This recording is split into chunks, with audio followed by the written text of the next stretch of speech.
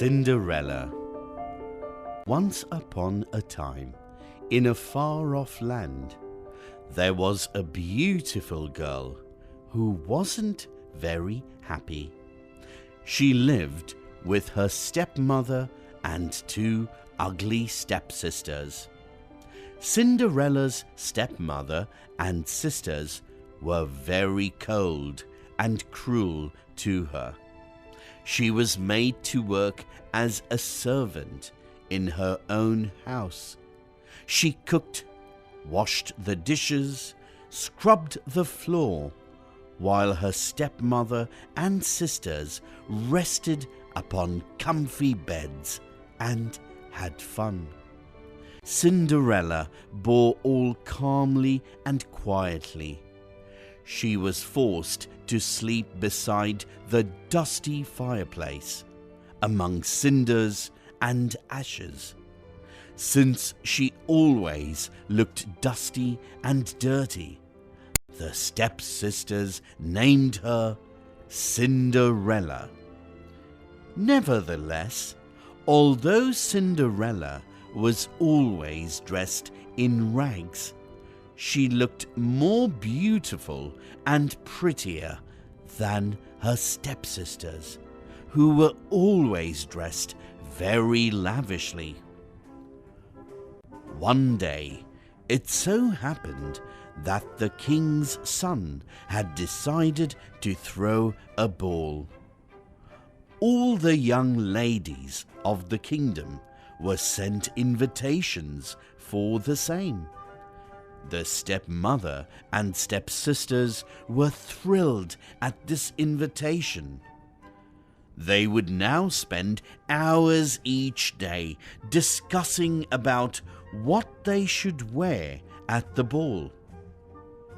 On the big day, Cinderella offered to help her sisters get ready.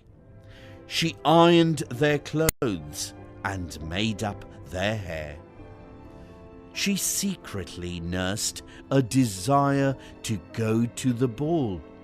In fact, she begged her stepmother to take her along, but her request was turned down. Have the beds clean and ready for your sisters when they come home weary and sleepy from the ball, said the stepmother sternly. Cinderella was very sad and burst into tears. Soon a carriage came and left with the stepsisters and their mother. As she wept, a fairy godmother appeared. "Why are you sobbing?" she asked. I wish to go to the ball," cried Cinderella with a great sigh. The fairy godmother smiled and said, "Cinderella, don't worry.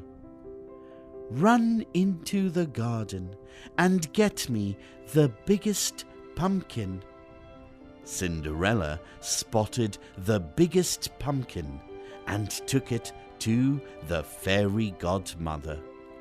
She touched it with her magic wand, and the pumpkin became a golden coach. Next, she sent Cinderella in the cellar to find 7 mice. Cindy kept doing as she was asked to.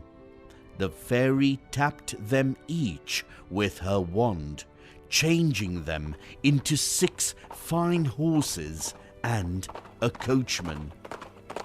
"This is amazing!" exclaimed Cinderella. "But what about my dress?" With the next flick of her magic wand, the fairy instantly turned Cinderella's old rags into a beautiful gown, sparkling with jewels.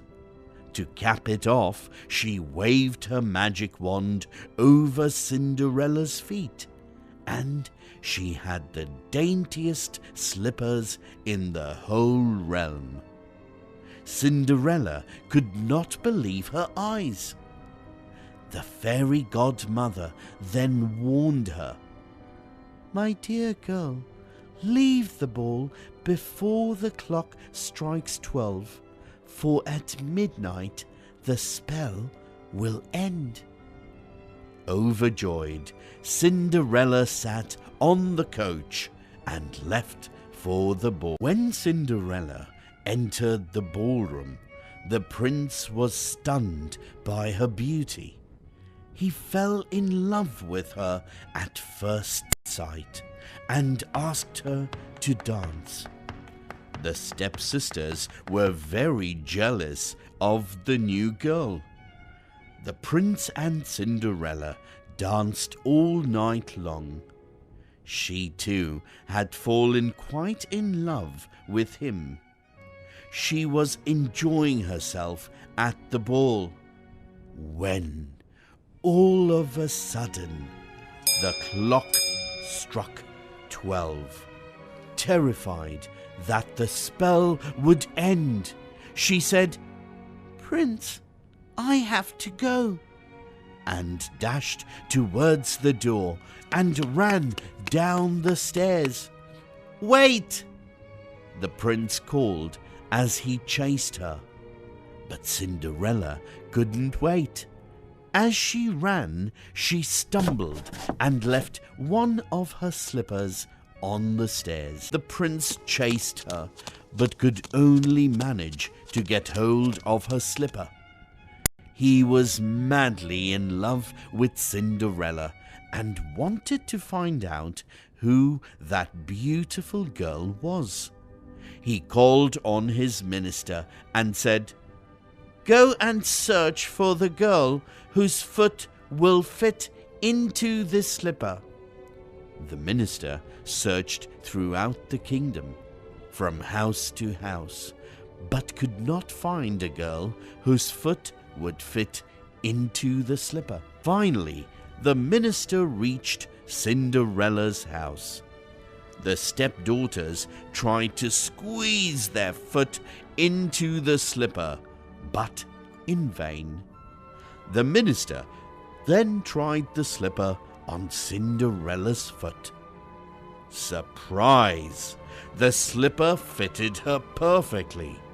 The stepmother and stepsisters were astonished.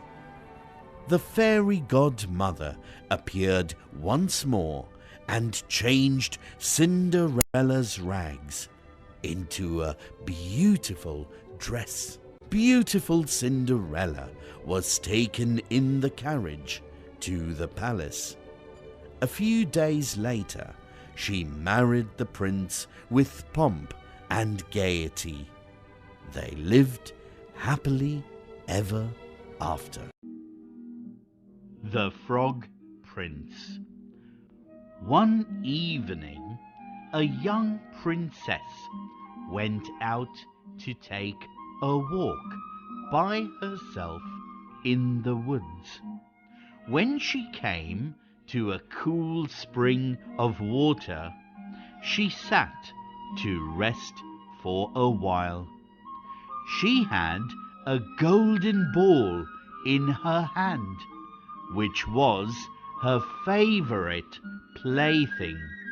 She kept tossing it up into the air and catching it as it fell. While playing, she threw the ball so high that she missed catching it as it fell. Unfortunately, the ball bounced away and fell into a deep well. The princess looked into the spring for her ball, but it was too deep. She couldn't spot it, no matter how hard she tried. She began to cry and said, "If I could only get my ball again, I would give all my fine clothes and jewels and everything that I have in the world." As she was lamenting, a frog popped out of the water and said, "Princess, why are you crying? What can you do for me, you nasty frog? My golden ball has fallen into the spring." She cried more. The frog said, "I do not want your pearls and jewels and fine clothes.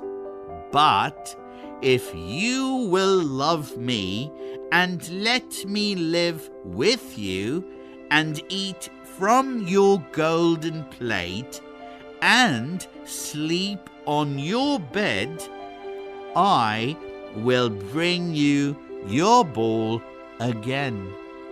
"What nonsense!"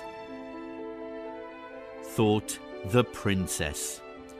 "This silly frog is talking. He might be able to get my ball for me. But he can never even get out of these woods to visit me, and therefore I will tell him he shall have what he asks." So she said to the frog, "Well, if you will bring me my ball, I will do all you ask." Satisfied with the promise, the frog dived deep into the spring. After a while, he came up with the ball in his mouth and threw it on the edge of the spring. As soon as the young princess saw her ball, she ran to pick it up, and she was so excited to have it in her hand again that she never thought of the frog, but ran home with it as fast as she could. The frog called after her, "Stay, princess! Take me with you, as you said." But she did not stop to hear a word. The next day, just as the princess had sat down to dinner, she heard a strange noise, as if something was coming up the marble staircase. And soon afterwards, there was a gentle knock at the door, and a little voice cried out and said, "Open the door, my princess dear. Open the door to your true love here, and remember the words that you and I said by the fountain in the green shade." The princess ran to the door and opened it, and there she saw the frog, whom she had quite forgotten. She was frightened and shut the door as fast as she could to come back to her seat. The princess told the king the story of how the frog took out the ball, to which the king replied, As you have given your word, you must keep it. So go and let him in." The princess did so, and the frog hopped into the room. She took care of the frog as she had promised. On the third night, she was astonished to see that instead of the frog, a handsome prince was looking at her with the most beautiful eyes she had ever seen.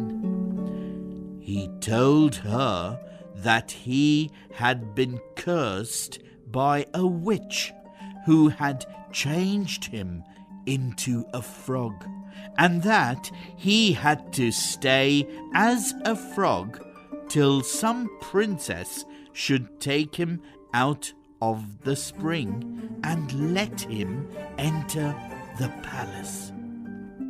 "You," said the prince, "have broken the cruel charm, and now I wish to marry you and live with you in my father's kingdom." The young princess took her father's approval and went with the prince to his kingdom, and there they lived happily ever after.